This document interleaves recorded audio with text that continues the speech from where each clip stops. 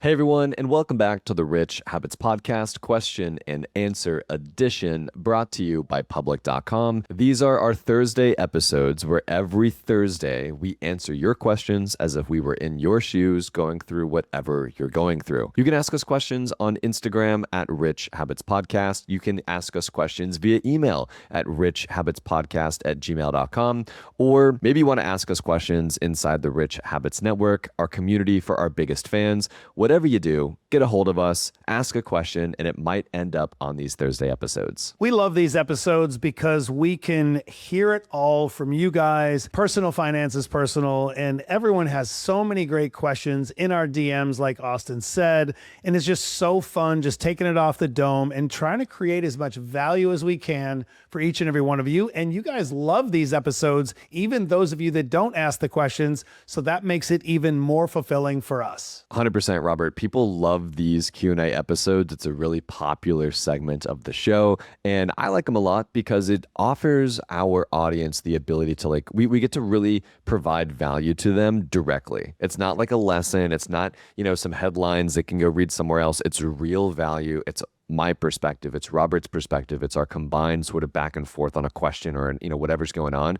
So I love these episodes. Now, before we jump into this episode that we both love so much, got to give a shout out to Public.com, the investing platform for those who take investing as seriously as we do here on the Rich Habits Podcast. On Public, you can build a multi-asset portfolio of stocks, bonds, options, cryptocurrency, and now generated assets, which allow you to turn any idea into an investable index using artificial intelligence. And it all starts with your prompt. From renewable energy companies with high free cash flow to semiconductor suppliers growing revenue over 20% year over year, you can literally type any prompt and put the AI to work. It screens thousands of stocks, builds a one-of-a-kind index, and even lets you backtest it against the S&P 500, all with just a few clicks. Generated assets are like ETFs, but with infinite possibilities. They're completely customizable and based on your thesis, not someone else's. So go to public.com/richhabits and transfer your portfolio today.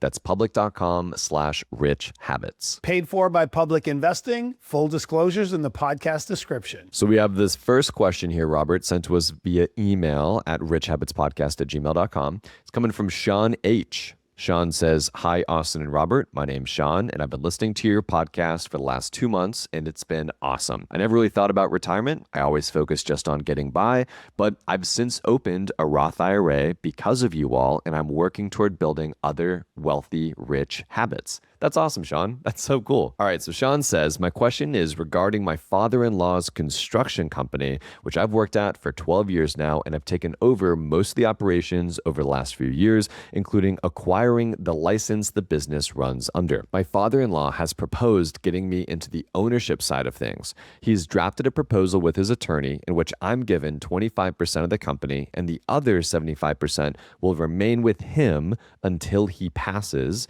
and then it will be split evenly between his 3 daughters, one being my wife. Together, we will control 50% or more of the business, and I'm getting the first right of refusal to buy the company off the other 2 daughters as well. How would you go about preparing financially for this? Do I throw as much of the company profits that I earn into a certain type of account to prepare for a future buyout in the future? Do I invest and work on building my own wealth and maybe just plan to take out a loan when it comes time for a buyout? Thanks so much. Would love to hear your opinion on the best way to prepare for such a buyout, as the company is just shy of 50 years old, and I'm excited that this is going to be my turn into building this business. Sincerely, Sean H. Robert, I feel like you've probably had some experience when it comes to buying out existing owners and maybe loans to do that, or different financing options, or, different ways to prepare for that. So what advice do you have for Sean here? Yeah, Sean's in a great position. This company's established. It's been around for almost 50 years. It seems like the current owner, his wife's father, is really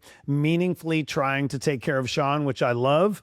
And I think it is a perfect storm. So Sean, What would I do in the meantime? I don't know how old the gentleman is, so I don't know if this is a 10-year plan, a 20-year plan, a 30-year plan. But what I would do in the meantime is get that traditional brokerage account set up. Get your Roth set up as well. Make sure you're up and running, building for your own wealth, because you never know what's going to happen with the company. But I would get a traditional brokerage account set up, and I would also get that emergency fund set up like we always talk about, so you've got cash building for the future for this purchase. But I think you're on the right track with the SBA loan.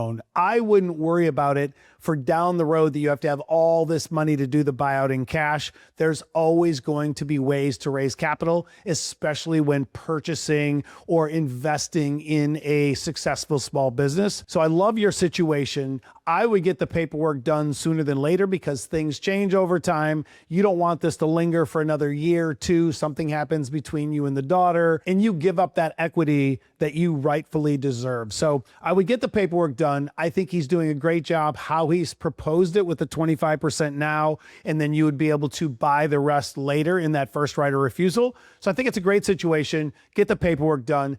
Get your own attorney, though. This is what I would recommend. Get your own attorney on this, because you want to make sure it's all legitimate and done properly, because he seems like a great guy, but you always want to get a second opinion. I think that's great. And the one part of this that I want to double down on is the aspect of ensuring that our friend Sean here is doing his own wealth building things outside of this company, right? Yep. Because maybe, God willing, your father-in-law stays alive a lot longer than you might think. And that 75% that he retains, that's supposed to go to the, your wife and her 3 sisters, maybe that doesn't happen for another 25 or 35 years.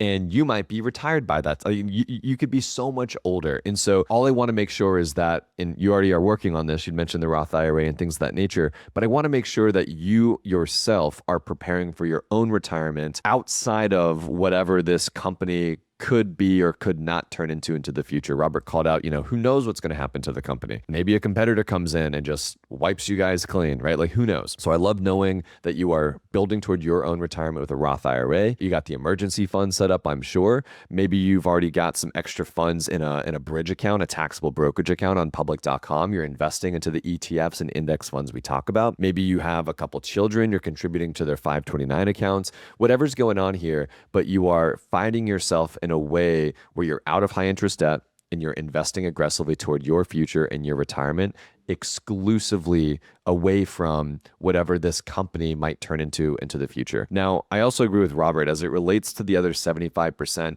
Yeah, some of it's going to go to your wife. You guys will control 50% or more. That's great.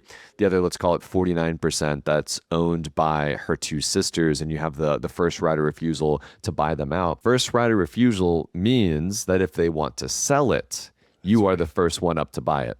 They might not want to sell it. So you have to also then think about that. You might be, running some numbers in your head here, Sean. Okay, the business does this much in profit. If I own 100% of it, I'll be able to do this and keep this much per month, and I'll have a nice big retirement. Like, you're probably running a lot of scenarios in your head, and you're doing all these different things.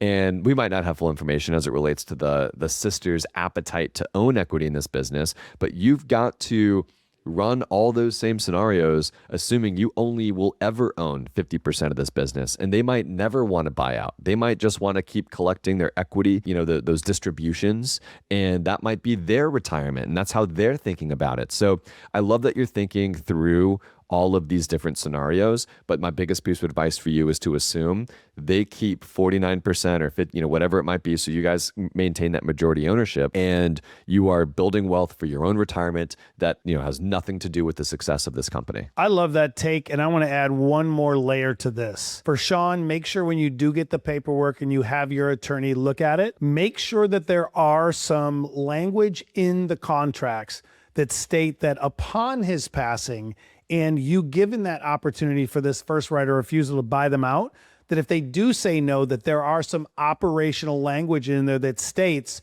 that you have either supermajority voting rights or operational control of the business, because you don't want this ending up in probate court for 2 or 3 years where the business gets ruined, everyone's fighting over scraps, and put yourself in a bad situation. Because you always want to hope for the best, but plan for the worst. And in this situation, he could get hurt tomorrow. Private equity could come in and buy, a competitor could buy the company out before your paperwork is signed. All of these things could happen, and we just want to make sure you're fully prepared. Great call out, Robert. Our next question comes from MC. MC says, good afternoon. I love y'all's podcast and greatly appreciate you sharing the stocks and such that you invest in and would recommend others to look into. However, two of those investment themes are ones that I cannot morally get behind.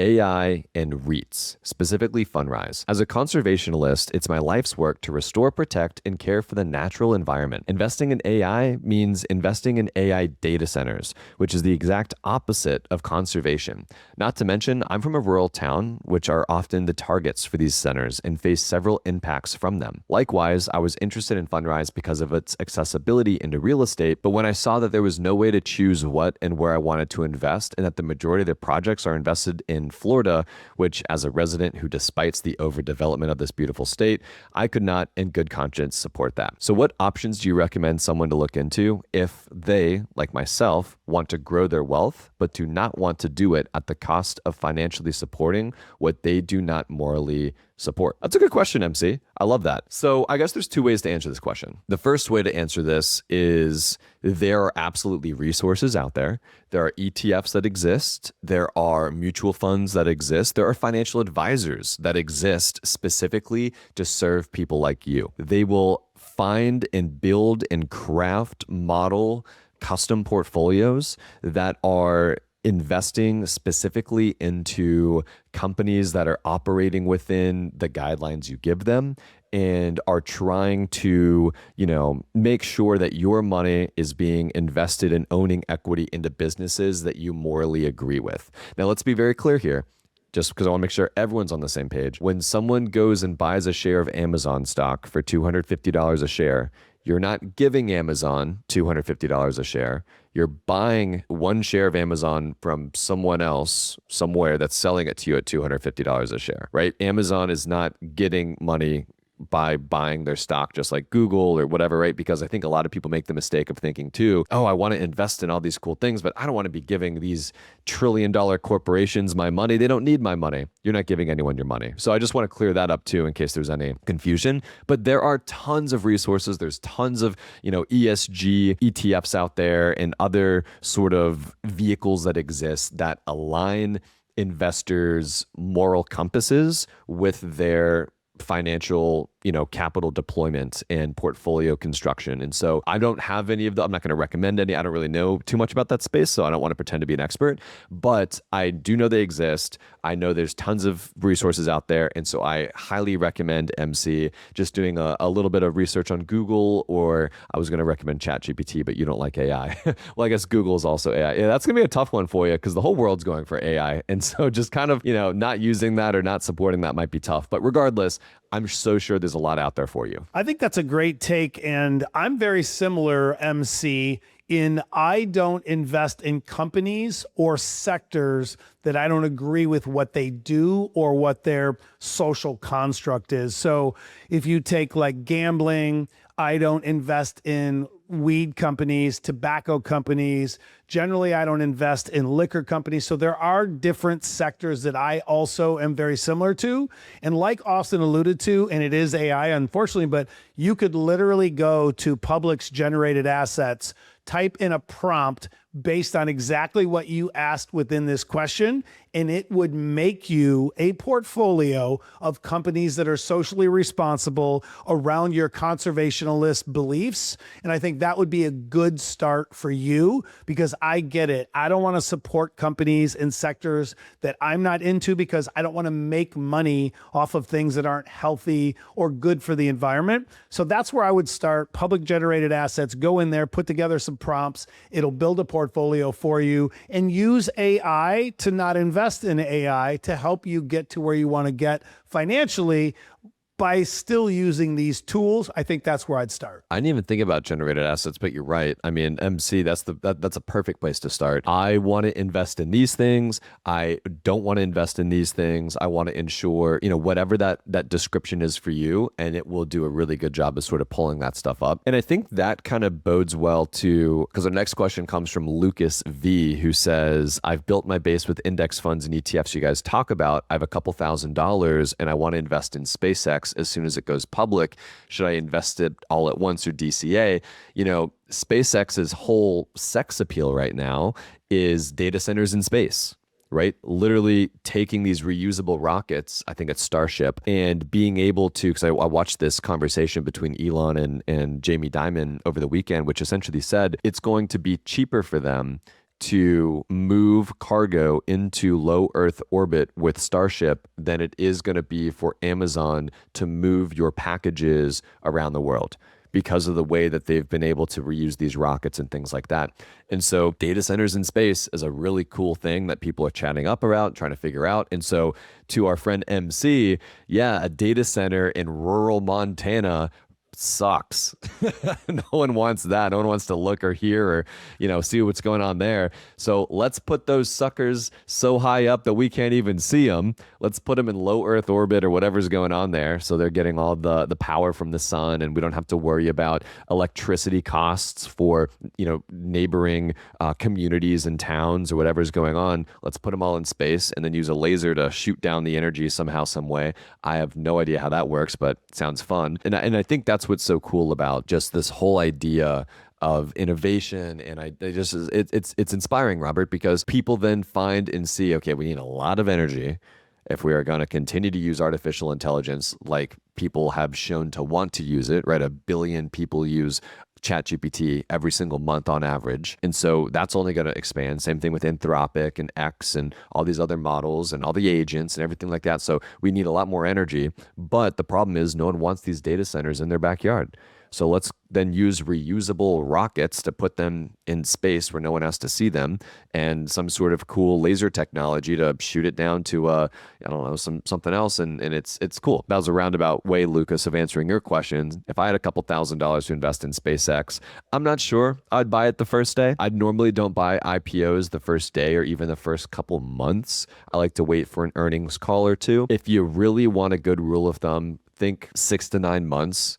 In my humble opinion, is kind of the range there where the stock will start to find support. It'll start to, not violently trade up 9, 10, 12% in a day. Oh, it's up 7%. Now it's down 12%. Oh, it's up 4%. Now it's down 6%. Like that. That's what the IPOs tend to do in the beginning. But over time, they tend to really find their couple percentage points here and there. And I think that's where I like to accumulate my positions. So Lucas V, to answer your question, I'd probably wait a little bit, or just dollar cost average over a long period of time. I agree with you 100%. I think SpaceX, anyone that's buying at the IPO is late to the party.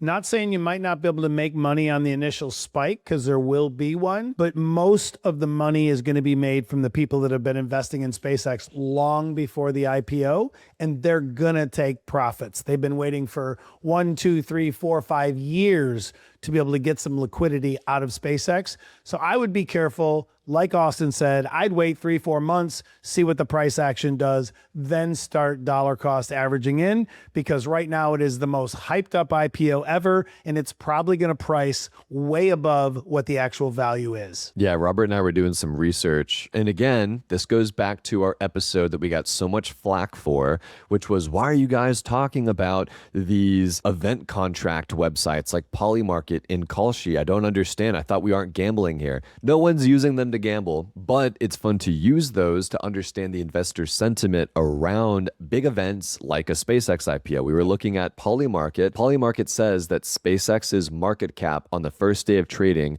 would likely close between 2 trillion and 2.5 trillion, which is higher, Robert, than the 1.75 trillion sort of target there. I think on Hyperliquid, it's trading at 167 a share right now, which is higher than the 135 that they priced it at last week. All this stuff, this comes out on Thursday.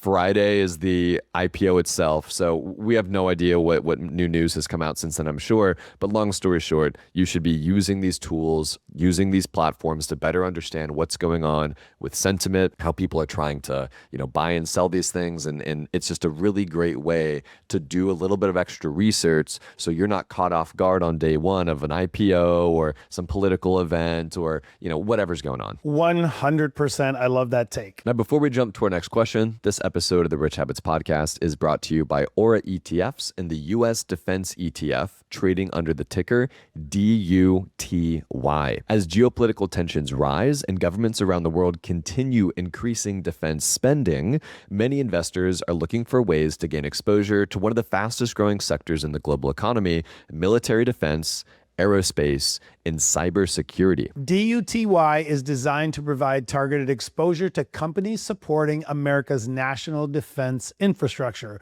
including advanced military technologies, defense manufacturing, cybersecurity, and space-related defense innovation. And what makes DUTY different is its mission-driven structure. Aura ETFs has committed to donating 10% of the ETF's revenue to charitable organizations supporting American veterans, aligning investor capital with support for those who have served, with a minimum commitment of $150,000 during the fund's first year of operations. I love this. I think it's very cool. It is really cool, Robert. And for investors seeking exposure to the long-term growth of America's defense and national security ecosystem, DUTY offers a different approach to defense investing. So to learn more about the U.S. Defense ETF, visit usdefenseetf.com. Investors should carefully consider the investment objectives, risks, charges, and expenses before investing. For a prospectus or summary prospectus containing this and other information about the fund, please call 888-824-4467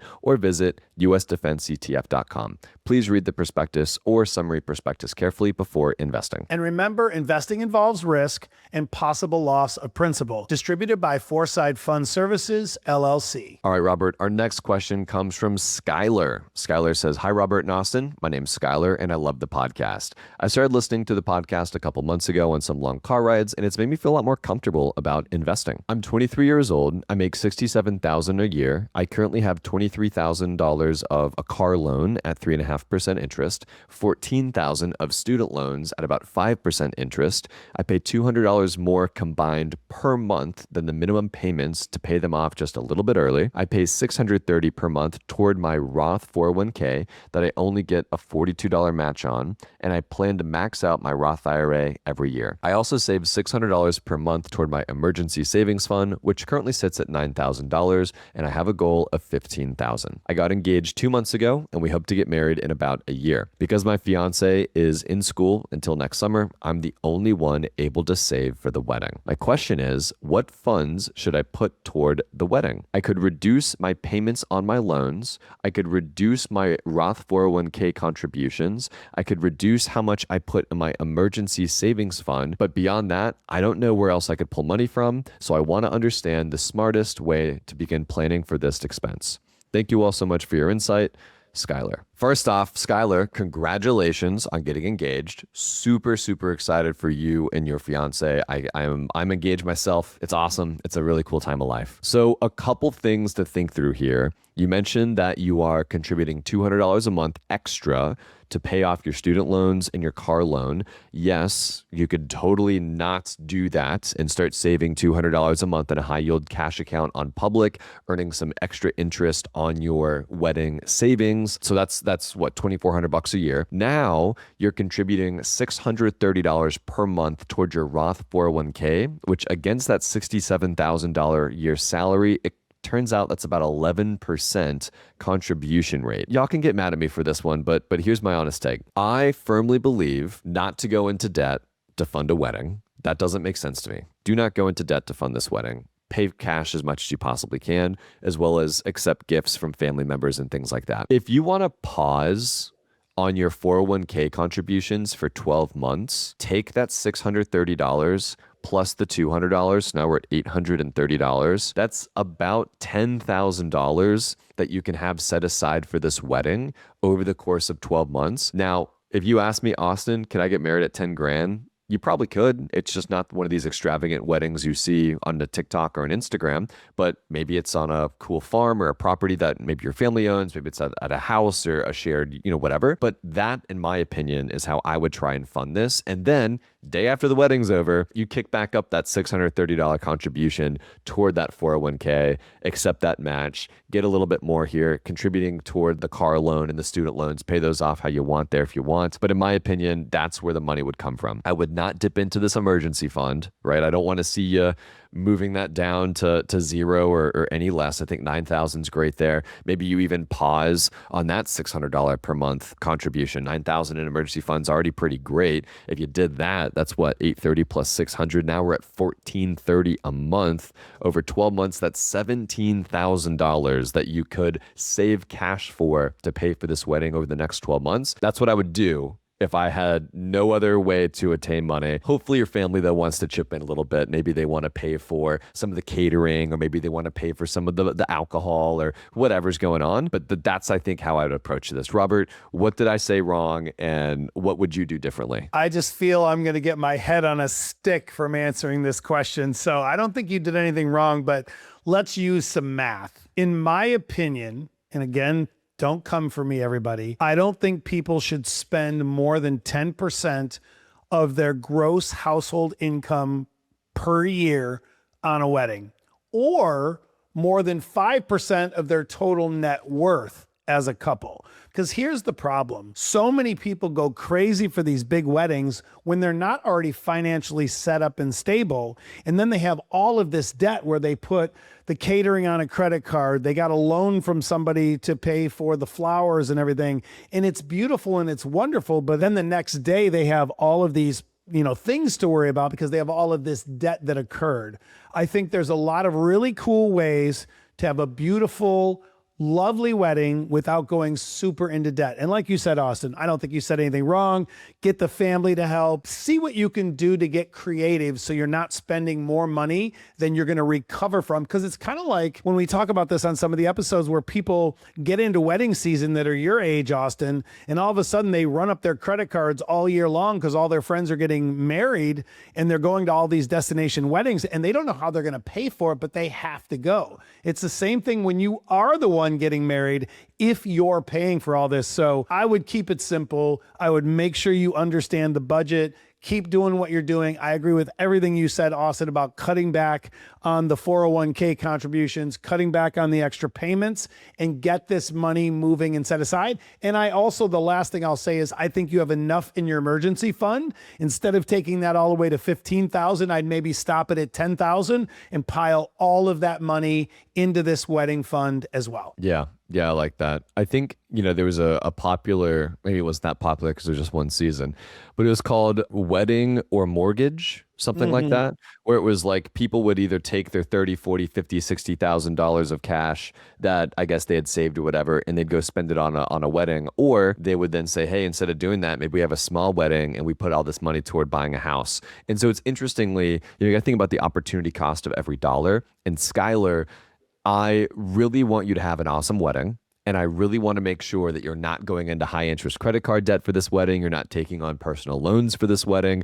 And that personal loan also means maybe asking your parents or your grandparents. Like there's nothing worse than owing your grandparents $30,000. And Thanksgiving is just weird now because of that. So let me say this. Skylar, you're crushing it. There's absolutely a way that you could save $15,000, $16,000, $17,000 over the next 12 months toward paying for this wedding. But I think it's a wonderful opportunity for you and your fiance to get on the exact same page with money as it relates to expectations, how you think about spending money on a one-night event versus perhaps saving money for the future. Maybe this is an opportunity for you both to sit down. We talked about this in a previous episode, Robert. Get the laptop, get the notebook, sit down and make sure everyone's on the same page about how we think about retirement contributions, how we think about budgeting, what is important to us. Do we want to go on an extravagant honeymoon? Like maybe that's what this is for. You do a little small bang-up wedding and then you go have the best honeymoon ever. I don't know,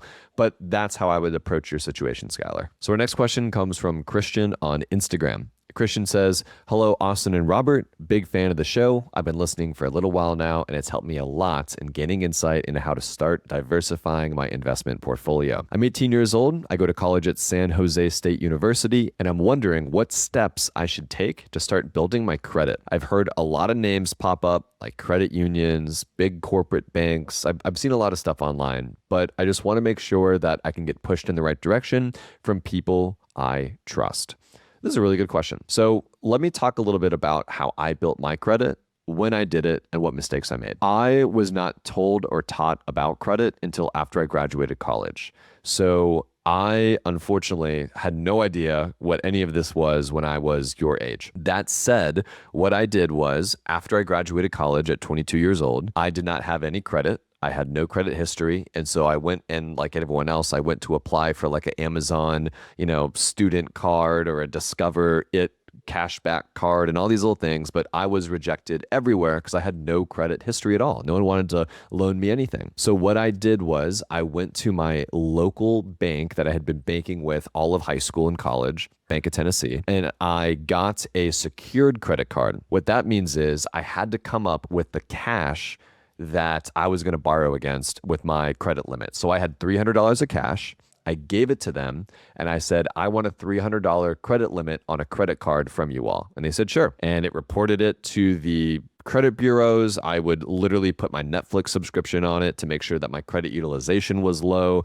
I'd let it, show as like, hey, he's got credit here. Oh, he paid it off on time. That's great. I did that for probably 12 or 18 months. Then I started seeing my credit score begin to evolve and trend up and to the right, and credit history and number of accounts and things like that. I could log into my different applications like Credit Karma, and it would tell me what's going on and show me the progress I'm making. And then after about, like I said, 12 to 18 months, then I started saying, okay, what fee-free cards exist out there that I could apply for that I would probably get accepted to? And that's where I applied for the Discover It 5% cashback card. They gave me a $9,000 credit line, which I thought was crazy because I'd never spent that much money at the time, but it was really cool. And so I started using that for everyday purchases here and there. I would enroll in their cashback. I made a couple $100 or whatever it might be. And that continued to grow my credit score. And then eventually what I did was then I started using, some of the fee-based credit cards that have all the perks and features and things like that. Now my credit, I think, is around 815, 820, something like that. So, I guess I've been building it now for about 8 years or so because I graduated college in 2018. So that's pretty cool. Not bad for an 8-year stretch, but that's how I started with no credit history and continue to grow it over time. So the advice I'd have for you is to get $300, $500, $100. Go to your local bank or whatever you can do here to get a secured credit card with your cash, put a tank of gas or a Netflix subscription or something where the credit utilization is below 10 or 15%, and pay it off religiously every single month throughout college. Just doing that is going to get you a lot further than even where I was at your age. I love that. And that is the blueprint. I did the Discover It card way back in the day when I needed to build my credit as well. But there's a couple other things you can do. You mentioned getting ready to start school. You could apply for a student credit card. A lot of campuses have deals with banks and credit unions. You mentioned credit unions where you can get a student credit card. And many times it's going to be an introductory unsecured card. So that is another way. But also, if you live in housing where you're going to have any utility bills in your name as well, you could go to like Rental Karma or Boom Pay or even Experian Boost and upload your utility bills, and that will also report to help you build credit along the way as well. Just make sure, like Austin alluded to, keep the utilization low, make sure you pay everything on time, and you will have your credit built in no time. Yeah, here's the other piece of advice. I had friends in college that had credit cards, if it was the Amazon or the, student card or whatever it might be, and they're having a bad day. I'm like, what's wrong? Oh, I'm $7,000 in credit card debt. What? You're 19. What do you mean you're 7? Yeah, man, I just keep swiping it at the bars. I keep buying the PlayStation games. So just be careful. Whenever you have any type of credit given to you, it does not mean you have to go spend it all, Christian. All it means is you want to keep that utilization much lower than 10 to 15%. This is just a way for you to begin building some sort of history with the bureau saying, hey, I can borrow money and pay back that money very consistently, and I do that, and it's all good. So our final question here is coming from Evan on Instagram. Evan says, "Hey guys, I really hope to get my question answered in some future episode. My name's Evan. I just graduated high school a year early, with my graduation gifts coming with checks, which I'm starting to invest into a taxable brokerage account to work toward my base. So a few questions for you. If I'm getting a bunch of money now, should I just put lump sums into the ETFs you talk about, like VOO, QQQ, and VGT? Or should I dollar cost average the money in over a longer period of time? Also, I invest on Webull, and they offer a Nancy Pelosi portfolio, which has shown to outperform the S&P 500. So my question with that is, why not just invest all of my money in that portfolio? And why don't other people do the same if it has outperformed index funds? I'm not sure if other platforms have this feature, but I think it's pretty cool. I would love some help getting started building my base. Thanks so much, Evan. Robert, I'll let you kick this off. Yeah, Evan, I love where your brain's at.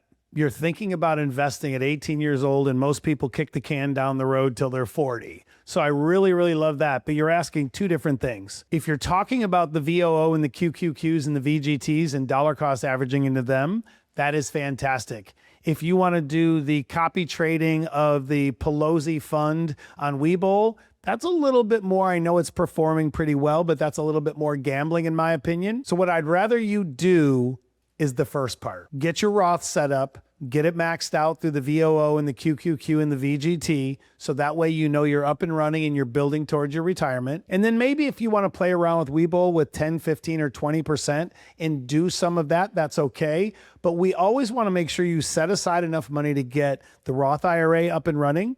Get your emergency fund set up with that high yield cash account on public before you start investing in some of these other things that I consider a little more high risk. So that's what I would do. That's the move, especially because this money, you have such a long window of growth and compounding. I'd rather see you put it in things that I believe are a little safer and a little more long-term, because even though a lot of different sites are tracking the Nancy Pelosi portfolio, you have to remember as well, it does perform pretty well right now, but it is on a 30-day delay. So you're not buying and copy trading exactly when she does. And a lot of the growth by the time you hear about it is already taken up. So just keep that in mind when deciding what to do. Yeah, I think it kind of bodes well to this idea that we talk about after you build your base of $100,000 invested into the index funds and ETFs. We really like to encourage people to have a core satellite portfolio construction, which means 65 to 85% of a total portfolio is invested into index funds and ETFs. And the other 15 to 35% is diversified into other things.